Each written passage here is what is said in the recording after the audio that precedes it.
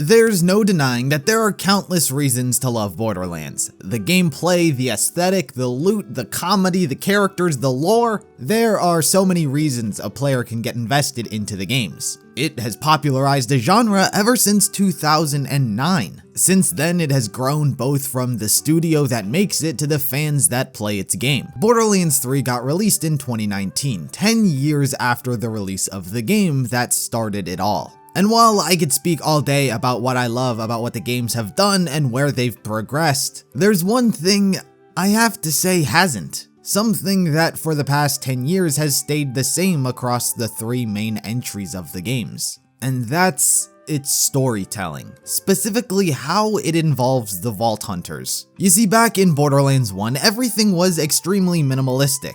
It hardly had any sort of real story. The characters usually just grunted and screamed, and it was the NPCs that always stood out. Zed, Marcus, and Scooter all managed to pull in an audience to a game that realistically didn't have much in it. Brick, Roland, Mordecai, and Lilith didn't have a story, an arc, just the semi-minor backstory in the intro. Come Borderlands 2, the original Vault Hunters now act as the leaders of new armies. Or bandits. But either way, these 4 who hardly said anything in the last game are now all given fully thought out stories, arcs, and personalities. But Salvador, Axton, Maya, Zero, Krieg, and Gage, all they have are backstories, echologs scattered across Pandora. More than what was given for the first group of Vault Hunters, but their role in the main story still remained non-existent. It was me, or this group of Vault Hunters who helped the Crimson Raiders stop the Warrior and took down Jack.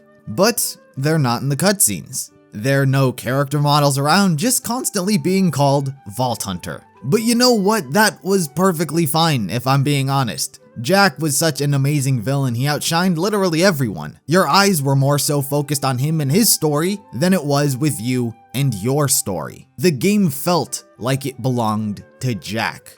That was 2012. We get a few new entries into the franchise like the pre-sequel and Tales from the Borderlands, but to truly see the next evolution of the game, we would have to wait until Borderlands 3, and we wouldn't get that game for the next 7 years.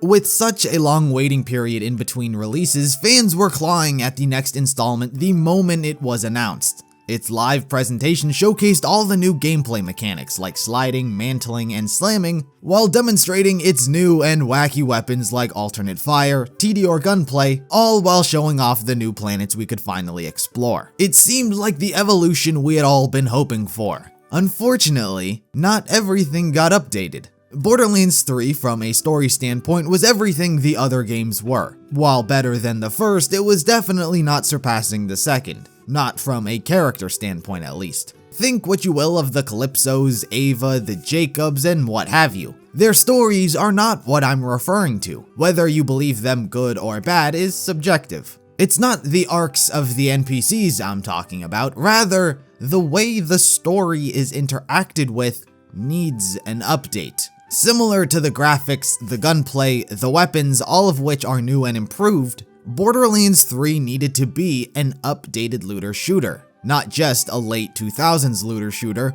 brought into the modern day. Personally, the way I think it should have done this was finally including the playable Vault Hunters into the story for once. This game, more than ever, I recognized my character's lack of presence and, possibly to a worse extent, acknowledgement. Throughout the game, it's a constant praising of Lilith and the other characters, while the new 4 don't seem to be involved or credited for what they do, which is arguably most things that happen in this game. I always felt as though I was watching the story play out in front of me instead of feeling like I was involved. I chose Amara as my first character when I went through this game initially because I had a feeling sirens would play an important role to the story, and my hunch was indeed correct. Yet, as Amara, I felt completely left out, not being acknowledged, not taking part in any scenes, most dialogue, and overall, feeling like my character didn't have a role in the story. And honestly, that wouldn't have been too much of a problem if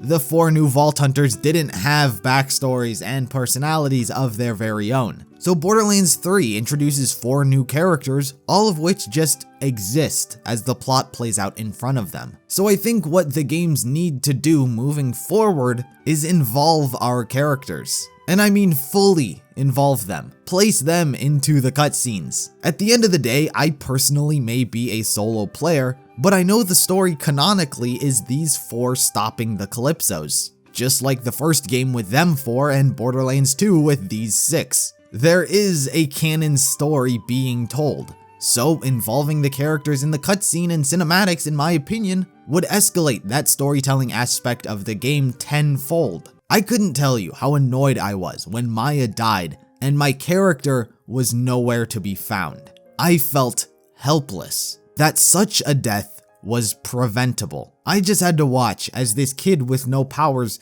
gets tossed to the side because she can't do anything. But imagine if the 4 Vault Hunters were truly involved in the cutscene. Seeing how Troy and Tyreen could stop the 4 Vault Hunters could have added to that helpless feeling, but in a good way. I'd have loved to see how Mose and Iron Bear are overpowered, Flak and their beasts subdued, Zane and his tech thwarted, and an interaction with Amara as a siren. If there was a cutscene where the 4 were interacted with, taken out, and actually lost, resulting in Maya's death, then I don't believe many people would be as disappointed. Cause at the very least, it'd have felt like they tried. It'd have made the Calypsos something more than just annoying meme-tastic streamers, but rather a villain you might not actually want to mess with. But without the involvement of our characters, you feel as though you could have done something. You feel as though the death was preventable. And because of how the scene played out, many people hate Ava as she's the only one to blame in the scenario. We're past a point where the main character is a silent protagonist, especially when it comes to Borderlands. This franchise thrives on personalities and characters.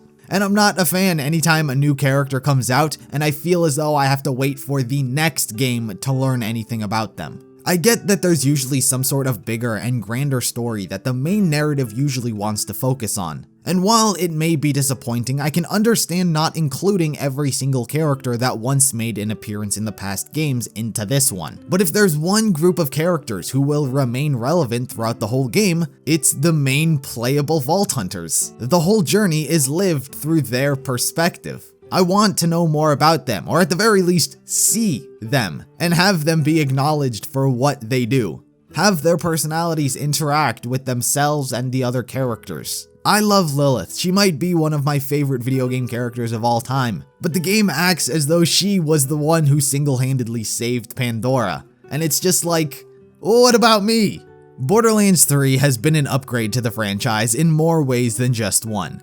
I don't want it to feel like I'm putting down the game for what it was capable of. But as a die-hard fan of this franchise, I believe the storytelling is an aspect of the games that needed updating along with everything else. There were many cutscenes that I think nothing would have changed had the characters been in them. But at the same time, something was removed by not including them. Pushing dialogue, conversating with the characters, showing concern or wit, cutscenes were capable of being made with the new characters, making the player be more attached to them, pulling them in even more. I don't know if they can or would do anything like what I'm describing for future DLC. I definitely hope we can at least learn more about the 4 Vault Hunters in some kind of expansion, but the characters need the love they deserve. I think Gearbox is familiar as to what people like about the games and the franchise, and perhaps they weren't too eager to change the way the story had been delivered in all previous entries. Borderlands is so often discussed in reference to gunplay and its mechanics and graphics, rarely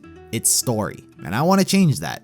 But anyway guys, those were just my thoughts on something I don't often hear too many people discussing. Surely they talk about the story itself, but not usually how the story is delivered. So I wanted to make a video discussing it and how I think Borderlands could improve in this aspect in the future. But like all of these videos, I want to know your thoughts on the subject. Do you think the way the games tell its story is something that they should continue like they've always done? Or do you want to see the playable Vault Hunters included in more cinematics that aren't just the main intro cutscene? Any and all thoughts, be sure to let me know in the comments below and subscribe for all sorts of new Borderlands content. And until next time, I'll see you in the next video.